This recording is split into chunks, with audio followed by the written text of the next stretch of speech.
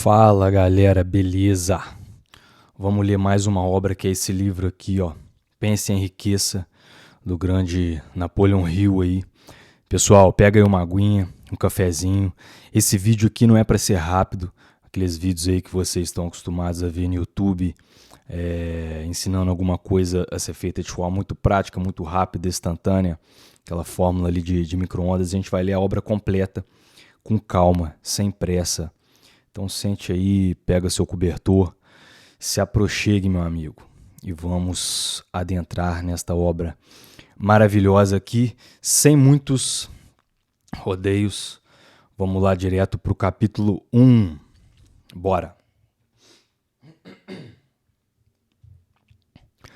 Capítulo 1. Introdução. A história do homem que pensou e conseguiu virar sócio de Thomas Edison. É absolutamente verdade que pensamentos são coisas, aliás, coisas muito poderosas, quando conjugadas com um objetivo definido, perseverança e um desejo ardente de que se transformem em riqueza ou outros bens materiais. Há pouco mais de 30 anos, Edwin C. Barnes descobriu que as pessoas realmente pensam e enriquecem. Essa descoberta não aconteceu numa tarde. Veio aos poucos, começando com o desejo ardente de se tornar sócio do grande Thomas Edison. Uma das principais características do desejo de Barnes era que ele era definido. Ele queria trabalhar com Thomas Edison e não para ele. Observe, com todo cuidado, a descrição de como ele traduziu esse desejo em realidade e você terá uma melhor compreensão dos 13 princípios que levam à riqueza. Quando esse desejo ou impulso de pensamento passou, primeiro por sua cabeça, ele estava pronto para realizá-lo. Mas havia duas dificuldades pelo caminho. Ele não conhecia Thomas Edison e não tinha dinheiro suficiente para pagar a passagem de trem para Orange, em Nova Jersey. Essas dificuldades seriam suficientes para desencorajar a maioria das pessoas de qualquer tentativa. Mas esse não era um desejo comum. Ele estava tão determinado a encontrar uma maneira de realizá-lo que acabou optando por viajar como bagagem desconhecida. Para os não iniciados, isso significa que ele foi para East Orange num trem de carga. Ele se apresentou no laboratório do Sr. Edison e anunciou que havia chegado para fazer negócios com o inventor. Anos depois, comentando sobre seu primeiro encontro com Barnes, Edison falou: "Ele ficou ali, na minha frente, parecendo um vagabundo comum, mas havia algo na expressão dele que dava a nítida impressão de que ele estava determinado a conseguir o que queria. E eu já sabia, de muitos anos de experiência com as pessoas, que quando alguém realmente deseja uma coisa, com tanto vigor que está disposto a arriscar todo o seu futuro num único tiro, está destinado a ganhar. Eu lhe dei a oportunidade que pedia, porque percebi que ele tinha metido na cabeça que ia ficar ali até conquistar o que queria. E os eventos subsequentes mostraram que eu não estava errado." O que o Sr. Barnes disse a Thomas Edison naquela ocasião foi muito menos importante do que aquilo que ele pensou. O próprio Edison disse isso. Não pode ter sido a aparência do rapaz o que acendeu a fagulha na sala de Edison, porque isso, com certeza, o desfavorecia. Foi o pensamento que fez a diferença. Se o significado dessa afirmação pudesse ser mostrado a todas as pessoas que a lessem, o resto do livro seria dispensável. Mas Barnes não se tornou sócio de Edison nessa primeira entrevista. O que ele conseguiu foi uma chance de trabalhar nas empresas do inventor, com um salário muito baixo, cumprindo tarefas que não tinham importância para Edison. Porém, o mais importante para Barnes era que essa era uma oportunidade de mostrar sua mercadoria no lugar onde ele esperava que seu sócio a visse. Meses se passaram. Aparentemente, nada havia acontecido para transformar em realidade a cobiçada meta que Barnes tinha posto na mente como seu maior objetivo definido. Mas ele estava constantemente intensificando seu desejo de se tornar sócio nos negócios de Edison. Os psicólogos dizem, corretamente, que quando alguém está realmente preparado para uma coisa, ela aparece. Barnes estava pronto para ser sócio das empresas de Edison. Não apenas isso, ele estava determinado a continuar de prontidão até conseguir o que estava procurando. Ele não disse para si mesmo: sim, mas de que adianta tudo isso? Acho que vou mudar de ideia e virar vendedor. Em vez disso, O que ele disse foi: eu vim para cá fazer negócios com Thomas Edison e vou conseguir, mesmo que leve todo o resto da minha vida. E ele estava realmente falando sério. Que histórias diferentes as pessoas contariam simplesmente se adotassem um objetivo definido e insistissem nele até que se transformasse numa obsessão que consumisse todo o seu ser. Talvez o jovem Barnes ainda não soubesse naquela época, mas a determinação típica de um bulldog, a determinação em perseguir um único desejo, estava destinada a passar por cima de toda oposição e lhe trazer a oportunidade que ele tanto procurava. Quando esta apareceu, veio numa forma diferente e de uma direção onde Barnes não esperava. Esse é um dos truques das oportunidades. Elas têm o hábito de entrar sorrateiramente pela porta dos fundos e geralmente aparecem disfarçadas de má sorte ou de uma derrota temporária. Talvez seja por isso que tantos deixam de reconhecê-las. Thomas Edison tinha acabado de concluir um novo aparelho para escritório, chamado na época de máquina de digitar Edison, hoje Edphone. Os vendedores não mostravam muito entusiasmo pela máquina. Não acreditavam que poderia vendê-la, a não ser com muito esforço, e Barnes percebeu a oportunidade. Ela havia chegado de modo discreto, disfarçada de uma máquina meio esquisita, que não interessava a ninguém, exceto a Barnes e ao próprio inventor. Barnes sabia que podia vender a máquina de digitar Edison. Fez essa sugestão ao inventor e logo conseguiu a chance. Vendeu a máquina. Aliás, teve tanto sucesso nas vendas que Edison contratou para distribuí-la e vendê-la por todos os Estados Unidos. Dessa sociedade nasceu o slogan, feito por Edison e instalado por Barnes. A parceria se estendeu por mais de 30 anos. Com ela, Barnes ficou riquíssimo, mas também conseguiu uma coisa infinitamente mais importante. Ele provou que alguém pode realmente viver com base no pense e enriqueça. Quanto valeu em dinheiro aquele desejo original de Barnes, eu realmente não tenho como saber. Talvez tenha lhe rendido uns 2 ou 3 milhões de dólares, mas a quantia, qualquer que seja, é insignificante se comparada com o bem maior de ter conquistado o conhecimento definitivo de que o impulso do pensamento pode ser transformado numa contrapartida física, mediante a aplicação de princípios bem conhecidos. Barnes pensou e conseguiu virar sócio do grande Thomas Edison. Pensou e conseguiu ganhar uma fortuna.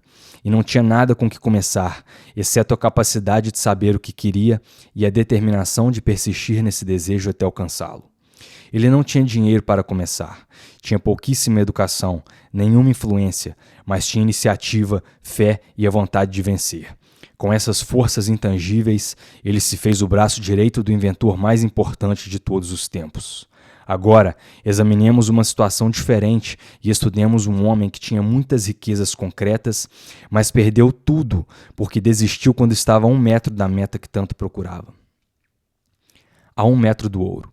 Uma das causas mais comuns do fracasso é o hábito de desistir quando se está tomado por um sentimento temporário de derrota. Todos nós cometemos esse erro de vez em quando. Um tio de R. U. Darby foi acometido pela febre do ouro, na época da corrida do ouro, e partiu para o oeste para cavar e enriquecer.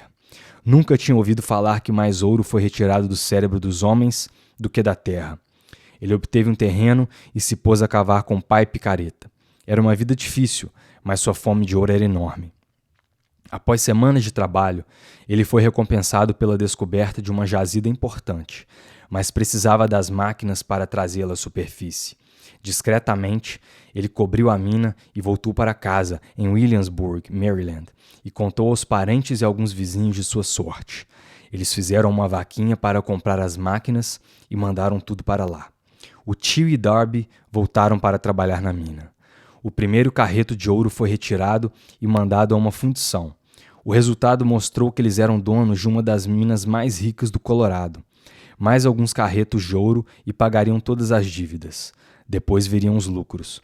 Quanto mais fundo as máquinas cavavam, mais alto subiam as expectativas de Darby e de seu tio. Foi aí que alguma coisa aconteceu. Eles tinham chegado ao fim do arco-íris e o pote de ouro não estava lá. Eles continuaram a cavar, tentando desesperadamente pegar a mesma jazida, mas sem sucesso algum. Até que, finalmente, eles preferiram desistir. Venderam as máquinas a um ferro velho por algumas centenas de dólares e pegaram o trem de volta para casa. Alguns donos de ferro velho são burros, mas esse não. Ele chamou um engenheiro de minas para examinar o local e fazer alguns cálculos. O engenheiro falou que o projeto tinha fracassado porque os donos não sabiam lidar com as falhas geológicas.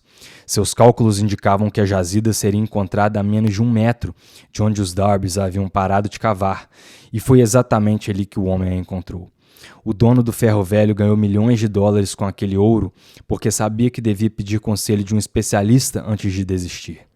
A maior parte do dinheiro usado para comprar as máquinas tinha saído do esforço de R.U. Darby, que na época era muito jovem. O dinheiro veio de parentes e vizinhos que acreditaram nele, e ele devolveu tudo o que pegou, mesmo que tenha levado anos para isso. Muito tempo depois, o Sr. Darby conseguiria recuperar o prejuízo muitas vezes, quando descobriu que o desejo pode ser transformado em ouro. Foi uma descoberta que ele fez depois de começar a vender seguros de vida. Sempre se lembrando de que havia perdido uma fortuna porque parara de cavar a menos de 1 metro de onde estava o ouro, Darby aproveitou essa experiência no novo trabalho simplesmente falando para si mesmo. Eu desisti a menos de 1 metro de onde estava o ouro, mas nunca mais vou desistir só porque as pessoas dizem não quando eu pedir para elas comprarem um seguro. Darby faz parte de um seleto grupo de menos de 50 pessoas que conseguem vender mais de $1 milhão por ano em seguros de vida. Ele aprendeu a nunca desistir com a lição que aprendeu quando desistiu fácil demais de sua mina de ouro.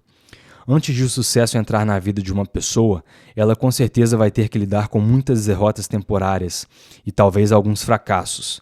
Quando a derrota chega para alguém, o caminho mais fácil e lógico é desistir. E é exatamente o que a maioria das pessoas faz. Mais de 500 dos homens mais bem-sucedidos dos Estados Unidos contaram a este autor que seu maior sucesso veio de um passo após aquele ponto em que a derrota os havia deixado atordoados. O fracasso é um trapaceiro ardiloso e muito irônico. Ele se diverte esticando o pé para alguém tropeçar quando o sucesso está bem ao seu alcance. Uma lição de persistência por 50 centavos. Pouco depois de o Sr. Darby ter se formado na Universidade dos Golpes da Vida e ter decidido lucrar com experiência em mineração, ele teve a boa sorte de presenciar um acontecimento que lhe mostrou que um não significa necessariamente não. Certa tarde, estava ele ajudando o tio a moer trigo no moinho antigo. O tio era dono de uma grande fazenda, onde moravam alguns lavradores negros que tinham direito a parte do que plantavam. Silenciosamente a porta se abriu e uma pequena criança negra, filha de uns lavradores, entrou e se postou junto à porta. O tio ergueu os olhos, viu a menina e rosnou para ela, bruto: "O que você quer?" A menina respondeu, tímida: "Mamãe disse para o senhor mandar 50 centavos para ela." "Negativo", replicou ele. "Pode ir para casa." Perdão. "Sim, senhor", respondeu a garota, mas não se moveu. O tio continuou trabalhando, tão ocupado que nem percebeu que a menina não tinha saído. Quando voltou a olhar e viu que ela permanecia no mesmo lugar, ralhou com ela: "Eu já mandei você ir para casa. Se manda, senão vou te bater." A menininha voltou a dizer: "Sim, senhor", mas não se moveu 1 centímetro. O tio deixou cair a saca de grãos que estava prestes a despejar na trituradora, pegou uma tábua e partiu para cima da menina com uma expressão ameaçadora no rosto. Darby prendeu a respiração. Estava convicto de que iria testemunhar um assassinato. Sabia que o tio era estourado e também que uma criança negra não deveria desafiar um branco naquela parte dos Estados Unidos. Quando o tio chegou perto da criança, ela rapidamente deu um passo à frente, encarou-o nos olhos e gritou do alto de sua vozinha aguda: "A mamãe precisa desses 50 centavos!" O tio parou, olhou para ela por uns instantes, largou a tábua no chão, colocou a mão no bolso, tirou $0,5 e deu para ela. A menina pegou o dinheiro e lentamente recuou para a porta, sem jamais desviar os olhos do homem que ela acabara de conquistar. Depois que ela saiu, o tio se sentou numa caixa e ficou olhando para o nada, pela janela, por mais de 10 minutos. Estava pensando, impressionado, na surra que tinha acabado de levar. E Darby também estava refletindo. Foi a primeira vez em toda a sua vida que ele tinha visto uma criança negra dominar deliberadamente um adulto branco. Como é que ela conseguiu uma coisa daquelas? O que aconteceu com seu tio que fez com que ele perdesse toda a sua fúria e se tornasse dócil como um carneirinho? Que estranho poder foi exercido por aquela criança que a fez controlar um adulto? Esta e outras perguntas semelhantes passaram pela mente de Darby, mas ele só ia encontrar a resposta anos depois, quando me contou a história. Estranhamente, o relato dessa experiência incomum foi feito no velho moinho, no exato local onde o tio recebera tal surra. E, estranhamente, eu também tinha passado quase um quarto de século dedicado ao estudo do poder que permite uma criança negra, ignorante e analfabeta conquistar um homem inteligente. Enquanto nós estávamos naquele velho moinho com cheiro de mofo, o Sr. Darby repetiu a história daquela conquista inusitada e perguntou: "O que você conclui de tudo isso? Que poder estranho aquela menina usou que deixou meu tio totalmente dominado?" A resposta a essa pergunta será encontrada nos princípios descritos nesse livro. É uma resposta absolutamente completa, traz detalhes e instruções suficientes para permitir que qualquer pessoa compreenda e ponha em prática a mesma força em que aquela menina por acaso tropeçou. Mantenha a mente alerta e poderá observar exatamente que estranho poder veio ao socorro da menina. Falaremos mais sobre ele no próximo capítulo. Em algum lugar desse livro, você vai encontrar uma ideia que aumentará seus poderes de percepção e colocará no seu comando, para o seu benefício, essa mesma força irresistível. Você pode perceber esse poder no primeiro capítulo do livro, ou ele pode invadir sua mente num dos capítulos seguintes. Pode aparecer na forma de uma simples ideia, ou pode vir como se fosse um plano ou um objetivo.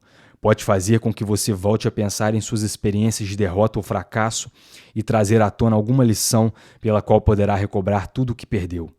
Depois que eu contei ao Sr. Darby sobre o poder que a menininha negra utilizara sem saber, ele logo resumiu todos os meus 30 anos de experiência como vendedor de seguros e sinceramente admitiu que o sucesso que ele obteve nesse campo se deveu, em boa parte, à lição que aprendera com aquela criança. O Sr. Darby destacou: "Toda vez que um cliente em potencial tentava me dispensar sem comprar nada, eu via aquela menina ali no velho moinho, com os olhos arregalados brilhando em desafio e dizia a mim mesmo: tenho que fazer essa venda. A grande maioria das vendas que eu já fiz aconteceu depois que as pessoas me disseram não." Ele se lembrava também do erro que cometeu quando parou a menos de 1 metro de onde estava o ouro. Porém, relatou: "Aquela experiência foi uma verdadeira bênção disfarçada. Ela me ensinou a sempre continuar, não importa o quanto a estrada seja difícil, e isso era uma lição que eu tinha que aprender antes que pudesse ser bem-sucedido em alguma coisa." Essas histórias do Sr. Darby e do tio, da menininha negra e da mina de ouro, sem sombra de dúvida serão lidas por centenas de pessoas que ganham a vida vendendo seguros de vida. Para todas elas, eu me atrevo a dizer que o Sr. Darby deve a essas 2 experiências sua capacidade de vender mais de $1 milhão em seguros de vida ano após ano. A vida é esquisita e muitas vezes imponderável. Tanto os sucessos quanto os fracassos têm raízes em experiências simples. As do Sr. Darby foram simples e corriqueiras, no entanto, trouxeram a resposta para o seu destino e por isso foram tão importantes para ele quanto a vida em si. Ele lucrou com essas 2 experiências dramáticas porque as analisou e encontrou a lição que elas traziam. Mas o que dizer da pessoa que não tem tempo nem inclinação para estudar um fracasso em busca do conhecimento que a leva ao sucesso? Onde e como ela irá aprender a arte de converter as derrotas nos degraus que a levam às oportunidades? Foi para responder a esta pergunta que este livro foi escrito. E a resposta pediu o desenvolvimento de 13 princípios, mas lembre-se, quando for ler, de que a resposta para as perguntas que o levaram a questionar a estranheza da vida podem ser encontradas na sua própria mente, através de uma ideia, um plano ou objetivo que pode vir à sua cabeça enquanto estiver lendo este livro. Uma ótima ideia é tudo que alguém precisa para alcançar o sucesso. Os princípios descritos nesse livro são os melhores e mais práticos que existem e lidam com as maneiras e os meios de se gerar ideias práticas. Antes de avançarmos na descrição destes princípios, acho que você tem o direito de receber uma importante informação. Quando o dinheiro começa a entrar, ele vem com tanta rapidez e com tamanha abundância que nos perguntamos onde é que ele andava se escondendo durante todos os anos de vacas magras. Essa é com certeza uma afirmação impressionante, e mais ainda quando levamos em consideração a crença popular de que o dinheiro só vem para quem trabalha duro muitas horas por dia. Quando você começar a adotar a fórmula pense e enriqueça, vai perceber que o dinheiro parte de um estado mental com um objetivo definido, que não exige trabalho duro. Você e todas as outras pessoas devem se interessar em saber como chegar a esse estado mental que atrai o dinheiro. Eu passei 25 anos pesquisando, analisando mais de 25 mil pessoas, porque eu também queria saber como é que os ricos ficam ricos. Sem essa pesquisa, não haveria este livro. Aqui vale observar uma verdade muito significativa. A depressão financeira começou em 29 e continuou até bater todos os recordes de destruição, até algum momento depois que o presidente Franklin Roosevelt tomou posse. Então a depressão começou a desaparecer. Assim como o eletricista de um teatro aumenta a iluminação gradativamente, de modo que a escuridão acaba se tornando luz antes que você perceba, o lugar que o medo ocupava na mente das pessoas acabou se transformando pouco a pouco em fé.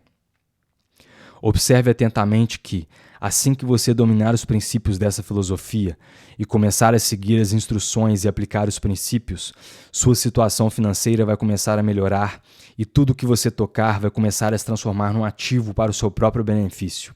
Impossível? De jeito nenhum. Uma das maiores fraquezas da humanidade é o quanto o homem comum emprega a palavra impossível. Ele conhece todas as regras do que não funciona, sabe tudo o que não pode ser feito. Este livro foi escrito para aqueles que buscam as regras, que fizeram os outros serem bem-sucedidos e que estão prontos para arriscar tudo nessas regras. Há muitos e muitos anos, eu comprei um belo dicionário. A primeira coisa que fiz foi achar a palavra impossível e, com todo carinho, recortá-la do livro. Não seria nada mal se você fizesse o mesmo. O sucesso vem para aqueles que têm uma consciência para o sucesso, e o fracasso chega para aqueles que, por indiferença, têm uma consciência para o fracasso. O objetivo deste livro é ajudar a todos os que querem aprender a arte de modificar suas mentes de uma consciência para o fracasso em uma consciência para o sucesso. Outra fraqueza muito comum nas pessoas é o hábito de medir tudo e todos por suas próprias impressões e crenças. Algumas pessoas que leram este livro vão pensar que ninguém pode simplesmente pensar em enriquecer. Elas não conseguem pensar como ricas porque seus pensamentos estão imersos em pobreza, escassez, miséria, fracassos e derrotas. Esses infelizes me lembram de um famoso chinês que chegou aos Estados Unidos para ser educado à moda americana. Era aluno da Universidade de Chicago. Um dia, o presidente Harper conheceu esse jovem asiático no campus e parou para conversar com ele por alguns minutos. O presidente perguntou qual ele achava que era a característica mais visível dos americanos. Ué, respondeu o chinês, a abertura esquisita dos olhos de vocês. Os olhos de vocês são muito esquisitos. E o que é que nós falamos dos chineses? Nós nos recusamos a acreditar naquilo que não entendemos. Acreditamos tolamente que nossas limitações são a medida dos limites do homem. E lógico que são os olhos dos outros que têm uma abertura esquisita, porque eles não são como nós. Milhões de pessoas olham para as realizações de Henry Ford depois que ele teve êxito e o invejam por causa de sua sorte, sua genialidade ou o que quer que acreditem como razão de sua fortuna. Talvez uma pessoa em cada 100 mil conheça o segredo do sucesso de Ford e as que sabem são excessivamente modestas ou relutantes em tocar nesse assunto de tão simples que ele é. Um único exemplo vai ilustrar esse segredo perfeitamente. Há alguns anos, Ford decidiu produzir aquele que seria o hoje famoso motor V8.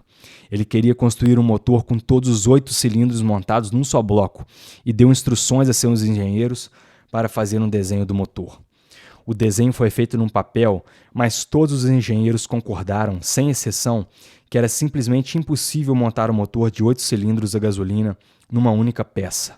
Mesmo assim, tratem de o produzir, disse Ford. Mas é impossível. Vão em frente, ordenou o patrão, e continuem nesse projeto até dar certo, o tempo que for necessário. Os engenheiros tocaram o trabalho. Não havia mais nada a fazer se quisessem continuar fazendo parte da equipe de Ford. 6 meses se passaram e nada aconteceu. Mais 6 meses e nada. Os engenheiros tentavam todo tipo de plano para cumprir suas ordens, mas tudo parecia fora de cogitação. Impossível. No fim do ano, Ford foi ver como andavam os engenheiros e eles o informaram que não tinham vislumbrado uma maneira de dar conta do trabalho. Continuem trabalhando, disse Ford. É isso que eu quero e é isso que eu vou ter. Eles continuaram e então, como que num passe de mágica, o segredo foi descoberto. E a determinação de Henry Ford ganhou de novo. Talvez essa história não tenha sido contada com precisão milimétrica, mas o todo e a substância estão corretas. Tire suas conclusões, você que deseja pensar em enriquecer, e deduza, se puder, o segredo para os milhões de dólares de Henry Ford. Não vai ter que olhar muito longe. Henry Ford é um sucesso porque ele compreende e põe em prática os princípios do sucesso. Um deles é o desejo, saber aquilo que se quer. Lembre-se dessa história de Ford enquanto estiver lendo este livro e selecione as frases em que o segredo de suas realizações notáveis forem descritas. Se conseguir fazer isso, se puder indicar o grupo específico de princípios que fizeram de Henry Ford um homem rico, poderá ter o mesmo resultado que ele em qualquer profissão. Você é o senhor do seu destino e o capitão da sua alma, porque quando William Henley escreveu os proféticos versos "Eu sou o senhor do meu destino e o capitão da minha alma", deveria nos ter informado de que nós somos senhores do nosso destino e capitães de nossas almas, porque dispomos do poder de controlar nossos pensamentos. Deveria ter dito a todos nós que o éter em que flutua a nossa pequena terra, em que nos movimentamos e vivemos, é uma forma de energia que se move num índice de vibração inacreditavelmente alto, e que esse éter é repleto de uma forma de poder universal que se adapta à natureza dos pensamentos que temos e nos influencia, de uma maneira natural, a transformar nossos pensamentos em seu equivalente físico. Se o poeta tivesse nos informado sobre essa grande verdade, nós saberíamos a razão de sermos senhores do nosso destino e capitães das nossas almas. Deveria ter dito, enfaticamente, que esse poder não tenta diferenciar pensamentos construtivos e destrutivos, que ele nos move a traduzir em realidade física nossos pensamentos de pobreza com a mesma rapidez com que nos influencia a agir com base em pensamentos de riqueza. Ele também deveria ter nos contado que nossos cérebros se magnetizam com os pensamentos dominantes que carregamos na mente, e por meios desconhecidos, esses ímãs atraem as forças, as pessoas e as circunstâncias da vida que se harmonizam com a natureza dos pensamentos dominantes. Ele também deveria ter nos contado que, antes que possamos acumular riqueza em abundância, temos que magnetizar nossas mentes com um desejo intenso de riqueza, que temos que nos tornar conscientes do dinheiro, até que esse desejo nos leve a criar planos bem definidos para adquiri-lo. Mas como ele era poeta e não filósofo, Henley se contentou em afirmar uma grande verdade na forma de poesia, deixando para aqueles que vieram depois o trabalho de interpretar o significado de seus versos. Pouco a pouco, a verdade se revelou, até que agora parece certo que os princípios descritos neste livro guardam o segredo do domínio sobre o nosso destino financeiro. Agora estamos capacitados para examinar o primeiro destes princípios. Mantenha a mente aberta e lembre-se, quando estiver lendo, de que eles não foram inventados por ninguém.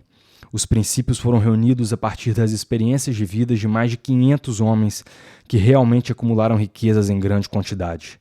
Homens que começaram na pobreza, com pouquíssima educação e sem influência.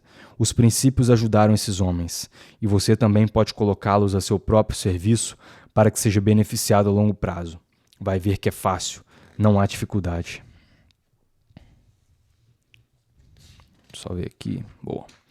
Antes de ler o próximo capítulo, eu quero que você saiba que ele traz informações factuais que podem facilmente alterar todo o seu destino financeiro, uma vez que elas, com certeza, trouxeram modificações sensacionais para as duas pessoas nele descritas. Eu também quero que você saiba que sou fortemente ligado a esses homens e que, mesmo se fosse a minha vontade, não poderia me dar o luxo de tomar liberdades com os fatos. Um deles é o meu amigo mais próximo nos últimos 25 anos e o outro é meu filho. O sucesso em comum alcançado pelos dois, que eles generosamente atribuem ao princípio descrito no próximo capítulo, mais do que justifica essa nota pessoal, como forma de enfatizar o enorme alcance deste princípio. Há cerca de 15 anos, eu fiz o discurso de abertura no Salem College, em Salem, West Virginia. Enfatizei o princípio descrito no próximo capítulo com tamanha intensidade que um dos alunos da turma de formandos acabou se apropriando dele e o transformou em parte da sua filosofia de vida. Esse jovem hoje é membro do Congresso e importante personagem no governo atual. Pouco antes deste livro ir para a editora, ele me escreveu uma carta na qual dizia claramente sua opinião sobre o princípio do próximo capítulo, e eu decidi publicar a carta como uma introdução ao capítulo. Ela lhe dará uma ideia das recompensas que estão por vir. Meu caro Napoleon, como meu trabalho de congressista costuma me proporcionar vários insights sobre os problemas dos homens e das mulheres, escrevo-lhe para oferecer uma sugestão que tem sido útil a milhares de pessoas dignas.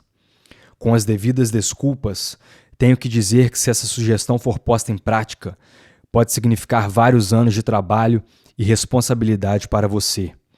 Mas eu me sinto impelido a fazê-la porque conheço o amor que você tem em prestar um serviço verdadeiramente útil. Em 1922, você fez o discurso de abertura no Salem College, quando eu era aluno do último ano. Naquela palestra, você plantou em minha mente a ideia responsável pela oportunidade que hoje eu tenho de servir as pessoas do meu estado e que também será responsável, em larga medida, por qualquer sucesso que eu vier a desfrutar no futuro. A sugestão que tenho em mente é a seguinte: que você reúna num livro toda a palestra que deu no Salem College, de modo a favorecer aos americanos uma oportunidade de lucrar com seus muitos anos de experiência e de relações com os homens que, por sua grandeza, fizeram dos Estados Unidos o país mais rico do mundo. Lembro-me como se fosse ontem da belíssima descrição que você fez do método pelo qual Henry Ford, com pouquíssima educação, nenhum tostão no bolso, nem amigos importantes, lançou-se à estratosfera. Foi ali que meti na cabeça, antes mesmo de você terminar o discurso, que eu teria o meu lugar no mundo, independentemente de quanta dificuldade tivesse que superar. Milhares de pessoas vão se formar este ano e nos próximos anos. Todas vão procurar exatamente o tipo de mensagem de incentivo que ouvi de você.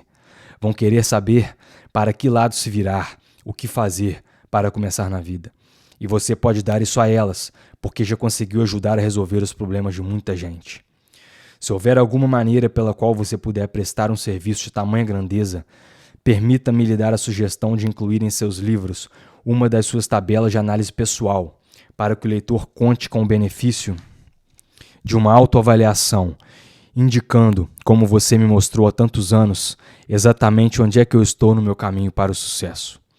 Um serviço como esse, que proporciona aos leitores um quadro completo e imparcial de seus defeitos e virtudes, pode ser para eles a diferença entre o sucesso e o fracasso. Um serviço como esse não tem preço. Milhões de pessoas agora se defrontam com o problema de como voltar a se erguer na vida por causa da depressão. E falo com experiência própria quando digo que sei que essas pessoas honestas adorariam a oportunidade de lhe contar seus problemas e receber suas sugestões para uma solução. Você conhece os problemas que enfrentam aqueles que precisam começar tudo de novo. Existem milhares de pessoas nos Estados Unidos que gostariam de saber como poderiam converter suas ideias em dinheiro. Gente que precisa começar do nada, sem um tostão no bolso, e recuperar o prejuízo.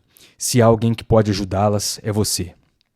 Se publicar esse livro, gostaria de me tornar o dono do primeiro exemplar que sair da gráfica, com um autógrafo seu. Com meus melhores votos, acredite em mim. Cordialmente, Jennings Randolph. Capítulo 2. Desejo. O ponto de partida para todas as realizações. O primeiro passo para a riqueza.